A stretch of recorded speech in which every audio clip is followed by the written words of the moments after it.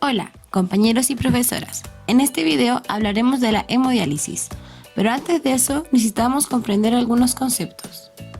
En primer lugar, la enfermedad renal crónica, que es el deterioro progresivo e irreversible de la función renal. Esto provoca la incapacidad de mantener el equilibrio de líquidos, electrolitos y el metabolismo. Existe una acumulación de uremia y desechos metabólicos. Se considera enfermedad renal crónica terminal cuando existe una tasa de filtración glomerular menor a 15 ml por minuto. Para corregir los efectos de una enfermedad renal crónica se requiere de una terapia de sustitución renal, ya sea trasplante o diálisis. Esta enfermedad está incluida entre las garantías explícitas de salud desde el año 2005, que incluye acceso, oportunidad y protección financiera para el tratamiento de esta enfermedad. La diálisis es una alternativa para pacientes que han perdido la funcionalidad renal y que ya no pueden eliminar toxinas y líquidos, es decir, para reemplazar la función excretora del riñón. Consiste en depurar toxinas, electrolitos y eliminar líquidos y así filtrar la sangre. Se infunde un líquido dializador que permite la difusión y transporte de tóxicos al líquido infundido y que serán eliminados por el dializador. La sangre regresa al cuerpo del paciente filtrada y limpia. Los tipos de diálisis que existen son la peritoneodiálisis, la hemodiálisis y la terapia de reemplazo renal continua o lenta. En el siguiente video les hablaremos de la hemodiálisis. En el proceso de la hemodiálisis se insertan dos catéteres. De uno, la sangre del paciente sale y se conduce entubada desde el organismo hasta una máquina llamada riñón artificial, en la que se pasa a través de un filtro de limpieza llamado dializador, en el que se produce el intercambio entre el líquido del dializador y la sangre, recogiendo las sustancias tóxicas de la sangre y aportando otras beneficiosas, y luego retorna al cuerpo por el otro catéter.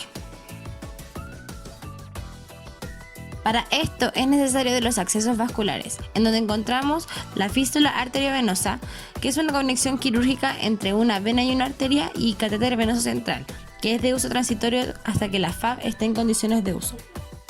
El dializador es un componente desechable. Es aquí donde se produce la eliminación de las toxinas urémicas retenidas y generadas. En muchos tipos de dializadores, los componentes básicos son una membrana semipermeable sintética y el líquido dializante. Estos se diferencian por la naturaleza de la membrana semipermeable, en la permeabilidad y en el método de esterilización. La membrana de diálisis es una barrera efectiva frente al paso de contaminantes de alto peso molecular, del dializante a la sangre. El agua y los metabolitos son intercambiados entre la sangre y el líquido dializante por medio de la difusión, osmosis y ultrafiltración. Existen ciertas complicaciones agudas del procedimiento que el paciente puede presentar durante la hemodiálisis, tales como hipotensión, calambres musculares, náuseas y vómitos, fatiga, escurrimientos de sangre, arritmias y cefaleas. Dentro de las causas que llevan a un paciente a las terapias de sustitución renal, nos encontramos con que la diabetes es la principal causa, seguido por la hipertensión arterial, glomerulonefritis crónica y finalmente por causa desconocida. Que los pacientes tengan un mal cuidado y tratamiento de estas enfermedades de base causará que el paciente curse con una insuficiencia renal crónica, llevándolo a terapias de sustitución renal. Al comparar la hemodiálisis con la peritoneodiálisis, podemos ver que las ventajas de la diálisis peritoneal son que tienen un mejor control de la presión arterial, se pueden realizar en la casa y mejor opción cuando no se puede acceder a vasos sanguíneos. Pero por otro lado, las desventajas es que hay mayor riesgo de infección de peritoneo, aumento de peso, puede presentar dolor durante la infusión del líquido de diálisis. En cambio, la hemodiálisis tiene como ventajas que es mejor opción en caso de urgencia, menos infección de fístula, se puede programar parámetros deseados de la sustancia en la sangre y como desventajas es que tiene horarios fijos y poco flexibles. La fístula dura 2 meses en madurar y requiere de mayor vigilancia y control de la dieta. En la valoración del paciente en diálisis, en primer lugar, le preguntamos por sus antecedentes personales, como nombre completo, sexo, edad, estado civil, ocupación, nivel de escolaridad, redes de apoyo. Luego, en la anamnesis remota, averiguamos sobre los antecedentes familiares y personales de la enfermedad renal, diabetes mellitus, hipertensión arterial, enfermedad cerebrovascular, dislipidemia en mujeres de embarazo, antecedentes quirúrgicos, hospitalizaciones previas, hábitos nocivos, hábitos de sueño y ejercicio, verificar que tenga las inmunizaciones al día, valorar los patrones nutricionales de la alimentación del paciente, valorar los factores que contribuyen a la alteración de la ingestión nutricional como el déficit de conocimiento o rechazo a restricciones alimentarias, alergias, valorar conocimiento de pacientes sobre la insuficiencia renal, sus consecuencias y tratamiento, y valorar adherencia al tratamiento y horario de toma de medicamentos. En la anamnesis próxima debemos valorar las respuestas del paciente y la familia, las reacciones ante la enfermedad y su tratamiento, valorar si el paciente ha presentado sintomatologías como náuseas, vómitos, cefaleas, calambres musculares, escurrimientos de sangre, arritmias, entre otros. Valorar el estado de los líquidos, controlar peso paciente previo y posterior a hemodiálisis, control de signos vitales. Y debemos realizar un examen físico enfocado en signos y síntomas de la patología.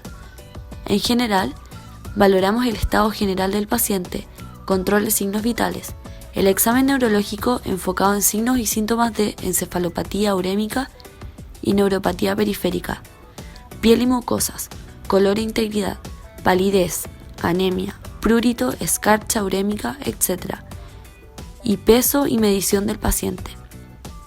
En el examen segmentario debemos valorar presencia, ausencia de signos como edema facial y palpebral, fetor urémico, sabor metálico, ingurgitación yugular, auscultar corazón para evaluar presencia de arritmias, taquicardia, angina y pulmones por edema pulmonar. En las extremidades superiores e inferiores valoramos movilidad, edema, pulsos, hiene capilar, irritabilidad y dolor muscular. Acá debemos detenernos en la valoración de la fístula arteriovenosa, donde observamos frémito, sangrado, edema, enrojecimiento, dolor, entre otros. Y por último, en el patrón de eliminación, presencia de diarrea o estreñimiento. Respecto a los roles de enfermería en la hemodiálisis. Rol asistencial.